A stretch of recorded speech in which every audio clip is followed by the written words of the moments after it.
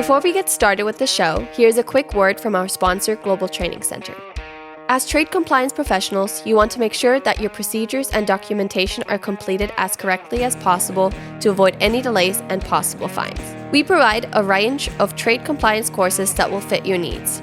From in-person or web training to recorded on-demand courses, we can train one or even thousands on your team through your learning platform or on our portal. We can even customize a private session for your team. Go to globaltrainingcenter.com to find out more. Hey folks, we're on for another show of Simply Trade Podcast. We're going to have a great discussion today, folks, on duty drawback and kind of the current situation with the change of administrations and all of that. And we're going to be talking with a friend of mine for many years. I don't know, Dave Korn.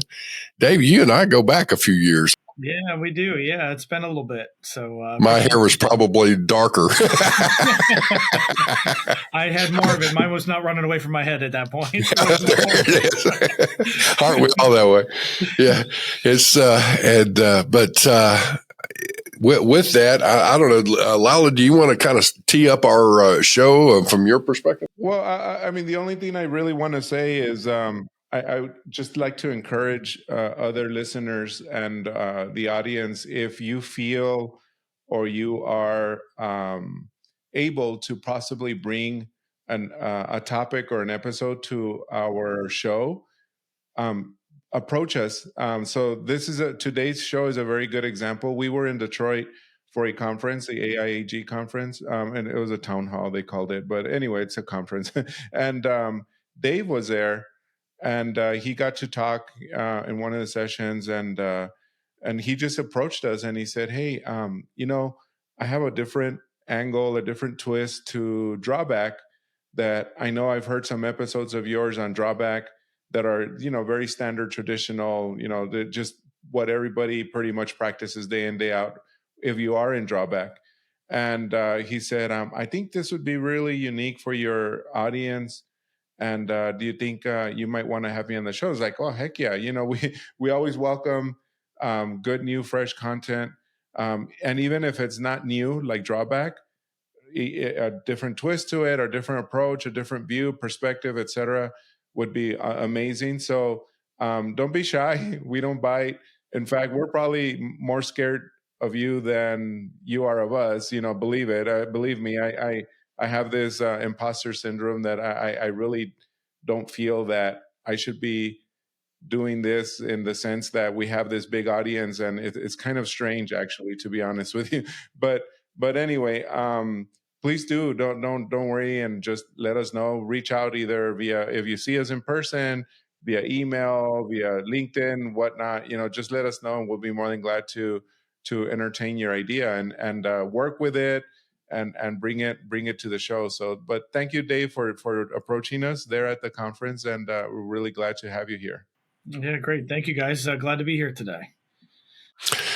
All right. Well, with that, so Dave, you were talking about you've got a little different approach to the drawbacks. So why don't you kind of go ahead and elaborate on that before we get too much into this? Yeah, sure. So, we've talked a lot about how Drawback has changed, a lot going on with the transition from TIFTIA. Now we're going on almost 10 years since that's gone on. But then Drawback kind of transitioned to ACE, all of that, and some of the different pieces that we've had to look forward to. But something that we've always had that we've had to work toward is, we've had some struggles with proof of export.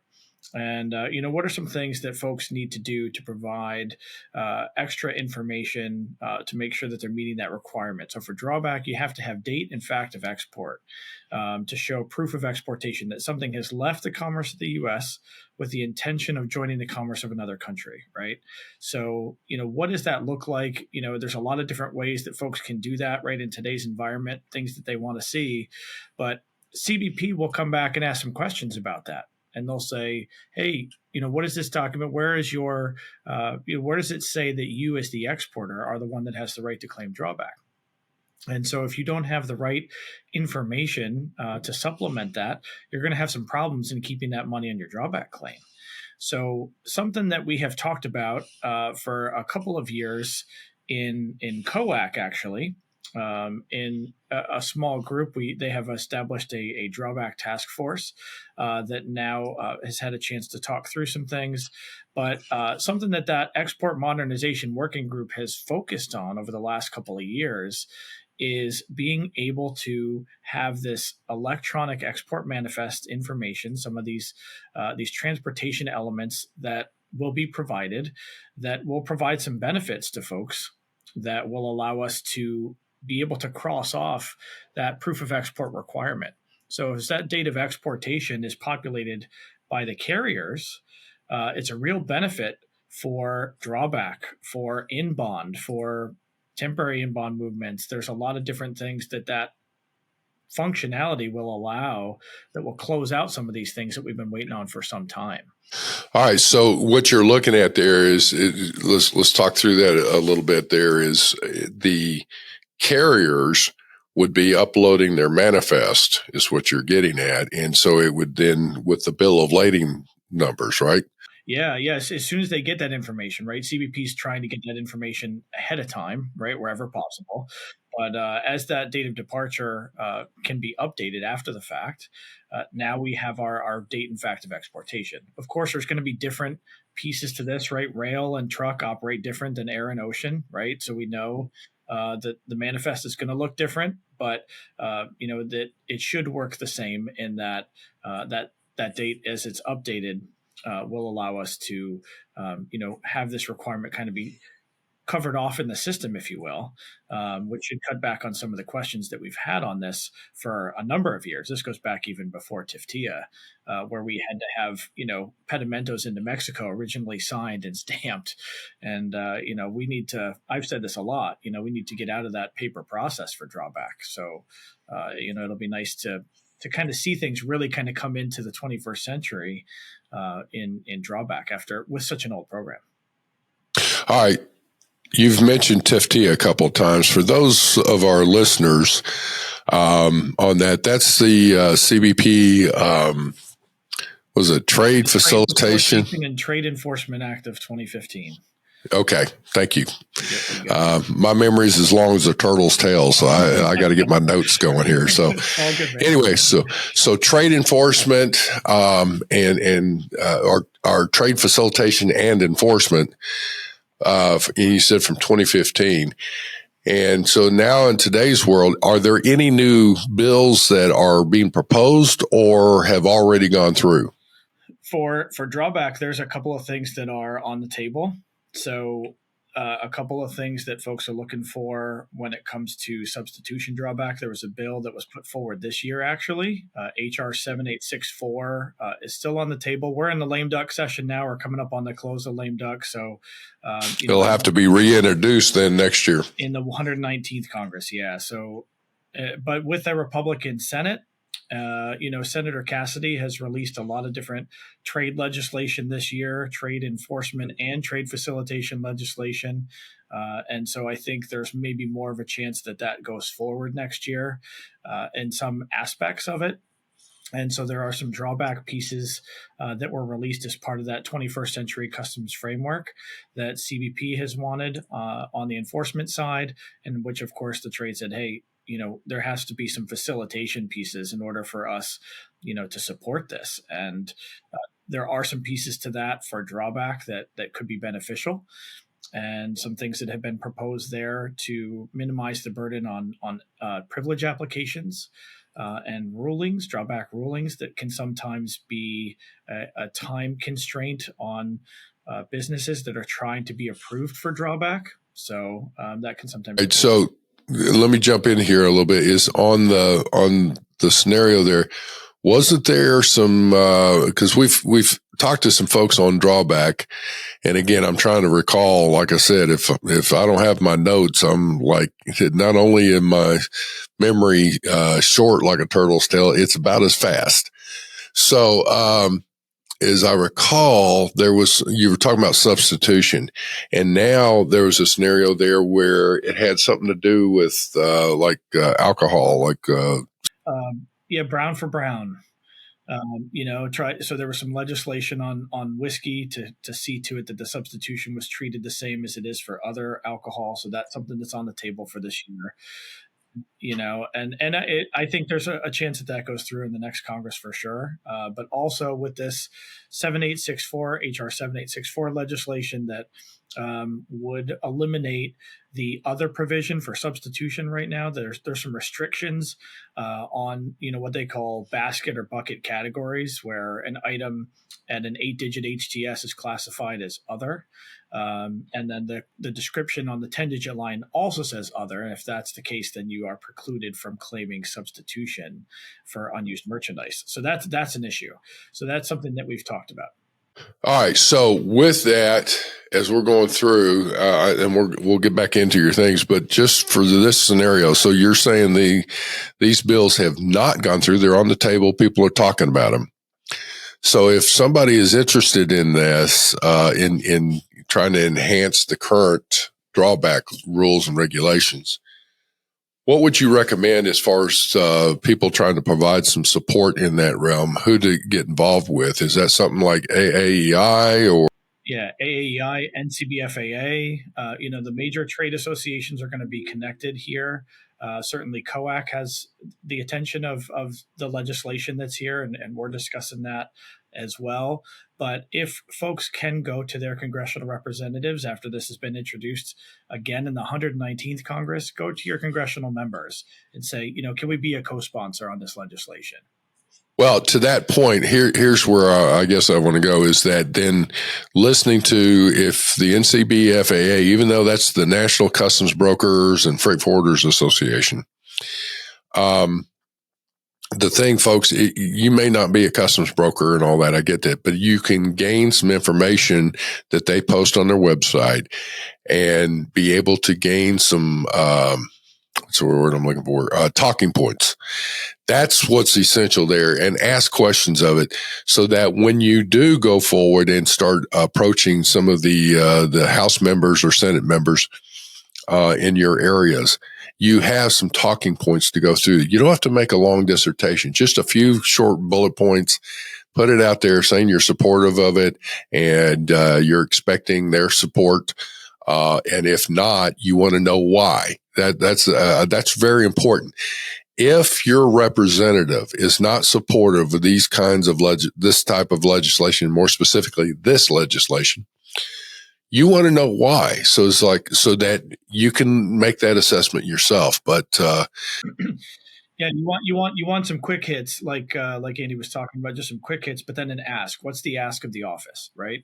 And that's what we always say. Go in with the ask of we'd like you to be signed on as a co-sponsor, or to have some questions for the right people that are the main sponsors, right? And we'll be happy to follow up with you in that regard. But if you're not an NCBFAA member, the American Association of Exporters and Importers in the same way, a lot of momentum that they're building there. So same kind of idea for those folks that are not operating in that space. AAEI is also doing a great job of trying to hit this legislation. Some of the other representative, associations out there have heard of these things, of course, and are trying to build on that momentum as we go into 2025.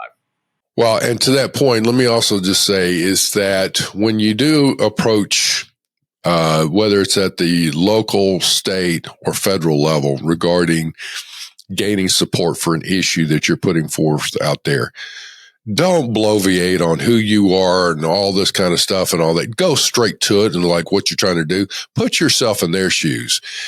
If somebody's reaching out to you, you're going to go ahead and have enough respect. If I'm a representative or something, to go ahead and say, okay, I want to listen to this or whatever, and all that. But I have seen so often, even in public meetings and all that, and somebody will get up to the podium and they'll go on and I've done this and I've done that. And I'm like, what the heck are you doing? And, just say the thing. Who gives a rat's tail? It's like, don't boast yourself up. Anyway, saying all that, all right, I'm on a little side soapbox, but we'll cut to the point. Real quick, just to emphasize and make that point that you just said, just to finish up on that. If you, and y'all talked about NCBFA, if you go to NCBFAA's website, they do have a link or an option for you to help. They help you reach out to the representative. They'll even write the letter or the note, or and they'll do that for you so that you can then just copy paste. So go to that, ncbfaa.org, and go to the menu. If I can recall, it's like, so they have a huge menu. They have so many services, but one of them says contact your representative or something like that. But just make it real easy. They are expert lobbyists, and they really know. And of course, we're not asking you to do something that you don't want to do, but if this is really something that you feel strongly about, I mean, it doesn't have to be this. I mean, I know they're advocating for a bunch of other stuff as well, like de minimis and what is it? GSP, they want that approved again, et cetera. So, I mean, there's several things, but anyway, I just wanted to wrap that up, because you're right, Andy. If you go on and on and on, they're just not going to read that letter. No. And it's just about getting to the point, right? They only have so much time as well. Even some of the staffers that are there, right? They may be a lot younger than you, but you've got their ear for a limited amount of time. So hit it and get going. Okay, so with that, let's get into your points here, Dave. It's like, as far as your approach, you're talking about the proof of export. We're going back onto that, in that it's going to be made easier with the manifest uploads from your carriers, right? If you're using a freight forwarder and they're using, so it's and let's, for whatever reason, let's say you're using ocean. A freight forwarder is going to have a consolidation and into a container or whatever, but you want to make sure your freight forwarder is uploading the bill of lading detail to that carrier, who in turn is uploading that to customs. Yeah. You're getting to the house bill of lading, information, tracking back to those transportation elements. So, and you had said, make it easier, and that's something that we always kind of joke about in Drawback, right? Kind of one of our swear words where we throw some money in the jar, but it does allow for the process to be made more straightforward, and a little bit of automation here that links the process, that links some of these parties in the chain, really keeps us from having to do so much on the back end with CBP, with the follow-ups that they have for us. And, we're really hopeful that keeps things moving, keeps things streamlined as we go into the future. Yeah. So that's the goal. That's the hope, right? And we're waiting right now with electronic export manifest. There are 4 notices of proposed rulemaking that are going to come forward. And we know through different things that CBP has said publicly that rail is the first one out of the gate.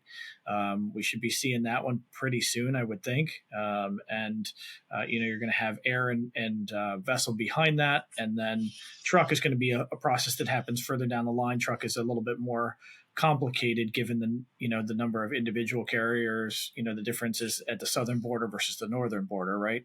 So there's going to be some things that are being ironed out there, but we expect to see in that first notice of proposed rulemaking for rail that there will be some elements in there that will be similar across all modes of transportation that folks are really going to want to pay attention to. So I expect from that NPRM that there will be a heavy set of comments that comes out to see if folks are on board with it or what else needs to be done to make sure that we can get there for electronic export manifest. Okay. So in looking at that, is there anything that somebody should be doing from your perspective? Let's back up. I mean, there's some positives with the manifest. That's just going to make things easier. Pardon me, with providing proof of export. But in the overall, that's just one of the elements right now. The scenario is that you still need to have, I guess, documentation and records in your own archives, right? Yeah. And the regulations get into that as far as what's actually needed. And some of those items, thankfully, they put in some language with TIFTIA that says including but not limited to these documents, right? So as e-commerce becomes bigger, right? The business model isn't the same as a traditional brick and mortar or somebody who's, got a warehouse in Phoenix and sending from there. So it's, the documentation itself just has to look different. So in certain ways, it has to be a little bit more nimble than it is right now. So with that, let me ask this question. Is there any restriction, or should I say, are there any regulations regarding my record keeping for exports? Can it be hard digital, or does it have to be hard copy, or do you have to get approval before you do anything on exports? No, I mean, traditionally what we do for that, we're uploading these things into the document image system, into DIS. So it's copies of these documents that we're sending in. So thankfully we're not printing these things out anymore and sending them along to have them kind of validate that. But you do have to keep records in Drawback. You do have to keep records for quite a long time, longer than the IRS statute, of limitations. So, if you have exports that you have from 5 years ago and that you're holding on to, and you're waiting for a drawback claim to liquidate, you will have to hold on to the source of that documentation for a number of years. So you just want to make sure. You may have export documentation and requirements on the export side, but then you also, if you have a drawback program, you also have to make sure that you're following up with the liquidation standard that you need for drawback. And if you get rid of something and then customs comes back and says, hey, where's this proof of export documentation that we need to finalize and liquidate your drawback claim? And you say, I got rid of it 2 years ago, that's going to be a problem. So, we need to make sure you just hold on to the source of that information. It's not that you have to print it out, right? Keep a digital copy somewhere. But we always try to tell folks, like, hey, as you have a shipment that's leaving, keep all of that documentation together. Keep it all in one spot, whether you got drawback or not. And that way you can easily access something that you can get a hold of if customs comes calling for it. And they will. And sometimes they will find the weird thing. You have a weird shipment that comes out and you're like, oh, I never sent anything to Malaysia. And I sent this one shipment and there's complications on the export side. I don't know how they do it, Andy and Lalo, but they do. They find the weird thing. So just make sure that you've got it, your I's dotted and your T's crossed there. Okay. Anything then from there going forward is with what you see for the future. Let's say that these new provisions are passed in the legislation in the next Congress. What do I do? Where's my opportunity here? Yeah. It depends on what goes through, right? For substitution, like we talked about, if some of these pieces go through, it does allow more items to be claimed under substitution. Right now, if you're restricted, then you have to claim on direct identification, and just by the nature of the regulations, there's just more restrictions naturally with having to directly identify merchandise in the drawback process. For those that need some great reading material, if you're having problems sleeping, you can go to 190.14 of the regulations on that to get some alternative methods to direct ID if you can't truly trace something. But, you have opportunities as well in a retail environment. There's a connection to that legislation that not only removes the restriction on other merchandise, but introduces new language that would allow for retail returned merchandise to be commingled with unused merchandise. And that's something that's, is a restriction now that causes headaches. And as you're any kind of business, right, you have returns that come back from a customer at retail or otherwise, and you're going to bring that back in, see that it's not been used, and you're going to put that back into new inventory like you would any other product, right? But customs, if you don't have a way to differentiate between what is new unused merchandise and what has been returned, customs is looking at that and saying, hey, wait a minute, how do I know what in your inventory is unused merchandise? So it's a legitimate question. So this legislation, this HR 7864, takes out the language for other for substitution and then introduces this language for retail return merchandise. So it essentially is a 2-for-1 kind of legislation. It kind of puts something in an unused merchandise that has belonged there since retail returns came into the equation, but also adjusts for the other legislation. Okay.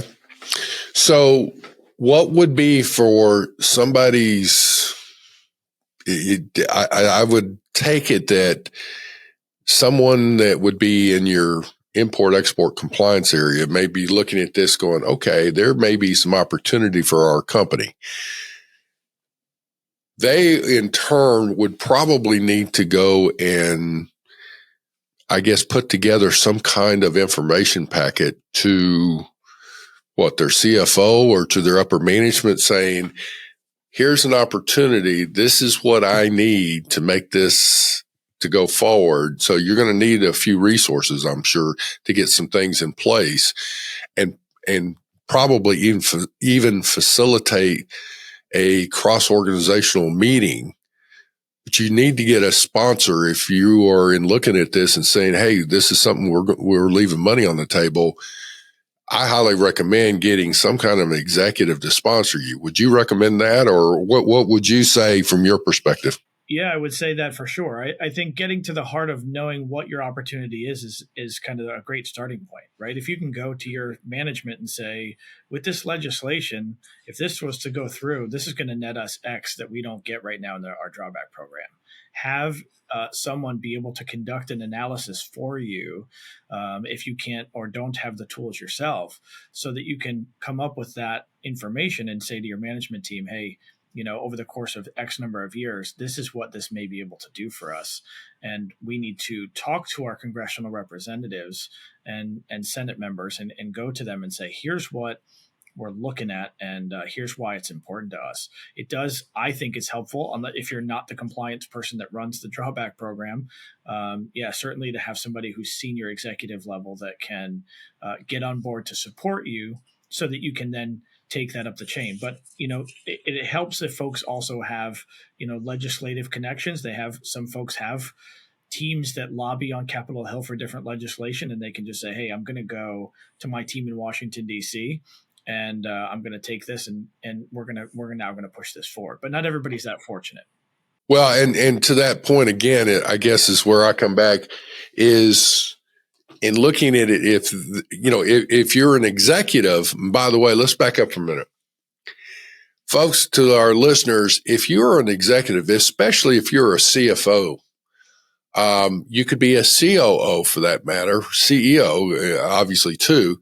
CEOs are looking at visionary for the company and the big picture and all of that. Duty drawback would be something more from an operational perspective and more from a finance perspective of improving your margins and all that. So I don't think the CEO, they may be of interest to a point, but I think you would have a better opportunity to talk to your finance and your operations executives, in my opinion. Now, again, Dave, correct me if I'm wrong, because I'm dumb as a box of rocks here. So I was like, tell me on that. I'm looking at this from a standpoint that if I'm going to get support, now let's just say all right, CFO, that's where I see the biggest bang for the buck because we're spending money. Duty drawback is going to help you improve your cash flow. That right there is going to be something that's like, okay, that interests me. So you got to use language that, it's, we'll get money back. Okay, fine.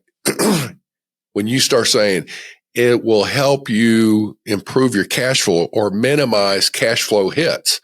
Again, the executive, okay, now you've got my interest. Right. Or supports creation of jobs, or is going to, finance a new team in Europe that we don't have established right now, right? Any number of things. Or, hey, we have a pipeline for bonuses that we didn't have before. Any number of different ways that can be utilized. Yeah, understand what those key things are for your business, because it's not going to look the same for everybody. Let me ask this real quick. Because you all are talking about, like you say, Andy, this goes straight to your bottom line, et cetera. I know during COVID, like literally in the thick of COVID in 2020, 2021, I know I talked to some clients here at Global Training Center where we provide training. We were doing training. We continued to do training for international trade, of course. We were just doing it virtual. But we had clients that would come to us and tell us, I need to learn more about this because I know of X company, for example, and in fact, one of them did attend our training, that believe it or not, they went back and did their drawbacks, and that's how they kept their doors open. They went and got a couple million, 2 or 3 million, whatever, and drawback, and because they were just not able to sustain the normal importing, exporting. Remember, they pretty much shut down China and everything. But anyway, to your point, Andy, and then I'm going to bring this in from the client's perspective. Some of the reasons that I see that they don't jump into this or they don't go into drawback is, and of course we can't sugarcoat it, there is a lot of data requirements there. I mean, y'all are talking about that as well. What do you see, Dave? Do you see that a lot of companies need to do this with a partner, like a broker or a consultant? Well, I guess a broker is ultimately who files it, but someone who helps them, holds their hand, or is it like pretty feasible for a company to do it on their own in-house? You need a broker in order to as customs business, so drawback, you need that in order to transmit your drawback claims. But hopefully a good broker will say that there is a lot more that they provide in the service that they provide, walking a customer all the way through. There are so many different types of regulation, policy, CATER layout pieces, statutory limitations. There are, ACE business rules. There's a number of different things that folks need to be tuned into, as well as errors on drawback claims that come through. It's very difficult to maintain all of those things and think that you can handle that on your own without some sort of hiccup along the way. And so a broker who specializes in drawback is going to benefit you greatly in reducing the headaches that you may have over the course of your drawback program, because we also have established relationships with each of the drawback teams, with the supervisory personnel, with the Office of Regulations and Rulings, with the Office of Trade. And so we are able to kind of look at what CBP is going to ask in advance to help prepare you and your compliance team for what you're going to walk through. Not to say that it's not going to have it's not going to be completely seamless, right? It's the data we receive also needs to be where we need to be, but there could be situations where that can be complicated for folks if they have to pull down from multiple systems at the same time. Right, and it's not like a broker. If I'm not mistaken, most, if not all, brokers will not charge you for this unless they recover money, right? Yeah, right. So it's there. In some instances, brokers will work with you for years before you're paying something out. If it takes that long to get over the finish line, and some complex programs, take a little bit more time when you're talking about different things that you have to approve. So having a broker, in my opinion, is the right way to go. Well, and here's one of the things too that especially in corporations and whatnot, folks, is getting an expert on helping you with your drawback process is highly advisable, because just to try and give a parallel, doing drawbacks can be as complex as filing an income tax return, or modifying an income tax return. Let's put it that way, and things of that nature. So, the need for that level of expertise, it's worth it, and you're going to get what you pay for. So, your standard everyday type stuff, the H&R block kind of stuff could go down that road, and there's people developing, software for that. But most drawback situations are pretty complex, and so I would tell you, in my own personal case, there's no question I'm going to hire a firm that knows drawbacks and has an expertise in that to have my back on that. So, well, all right. We've been talking through this. I guess we probably need to try and wrap up here, but let me ask this question from your perspective, Dave, is what is it that you think would be the three top things if somebody is considering doing drawbacks? What would be, maybe the top three actions here that you can think of that you can recommend? What would be next steps? If you haven't already, make sure that you've done your analysis to determine what your drawback potential is. You got to start there.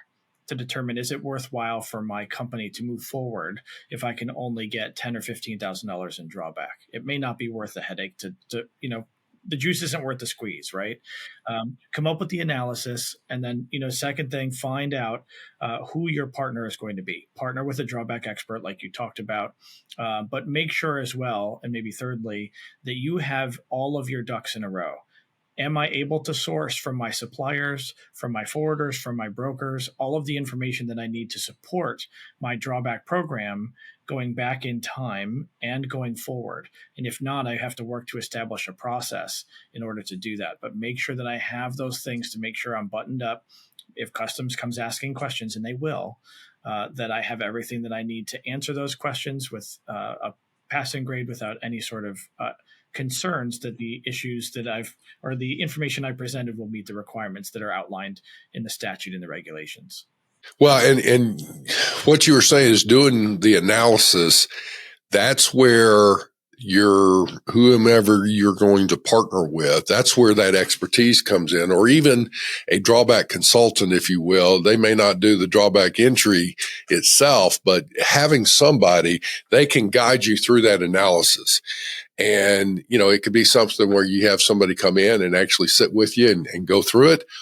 But they can predominantly even just consult through and say, okay, here are the questions asked. Here's the information you need. And then that empowers you as a compliance person to go and navigate within your company to go get that information. Now you pull it back. It's like, okay, now I've got the information.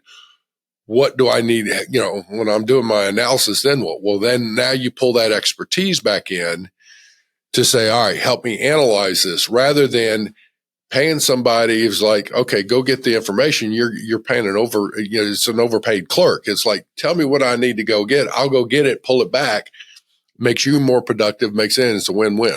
Yeah. And after you do that analysis, sometimes you find you have more than one type of drawback you can apply for.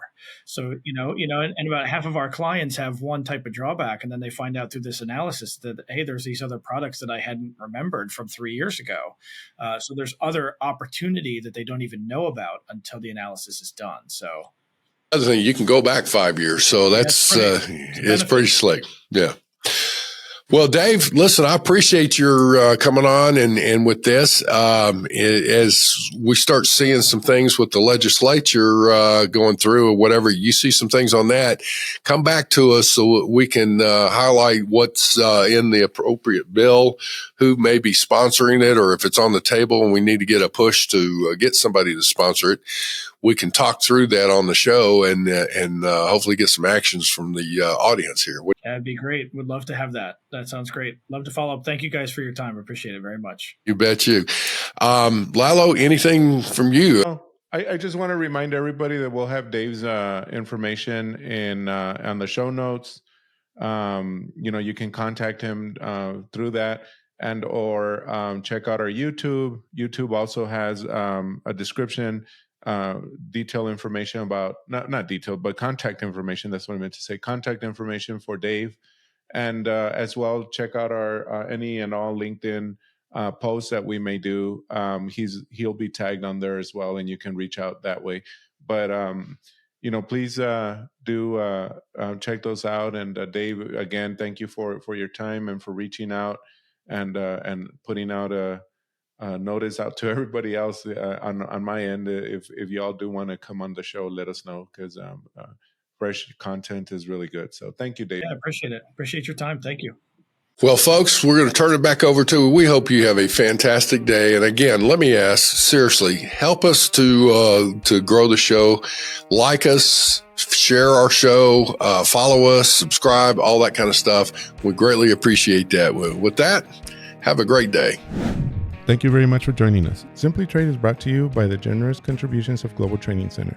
You can follow the show and GTC on LinkedIn or Twitter and other social networks. Make sure you check out the show notes in the description for a full rundown of today's show with all the important links. Also, make sure that you share this with a friend and subscribe on your favorite streaming platform. We really like hearing from you. If you enjoyed the show, make sure to rate and review wherever you listen to this podcast. If you or someone you know would like to be a guest in the show, or would like to sponsor Simply Trade, or suggest any topic you would like for us to discuss, please contact us via email at simplytrade@globaltrainingcenter.com. simplytradepod@gmail.com, or you can DM us on Twitter at simplytradepod. Thank you again for the privilege of your time. Happy trading. Simply Trade is not a law firm or an advisor. The topics and discussions conducted by Simply Trade hosts and guests should not be considered and is not intended to substitute legal advice. You should seek appropriate counsel for your own situations. These conversations and information are directed towards listeners in the United States for informational, educational, and entertainment purposes only and should not be substituted for legal advice. No listener or viewer of this podcast should act or refrain from acting on the basis of information on this podcast without first seeking legal advice from counsel. Information on this podcast may not be up to date depending on the time of publishing and the time of viewership. The content of this posting is provided as is. No representations are made that the content is error-free. The views expressed in or through this podcast are those of the individual speakers, not those of their respective employers or Global Training Center as a whole. All liability with respect to actions taken or not taken based on the contents of this podcast are hereby expressly disclaimed.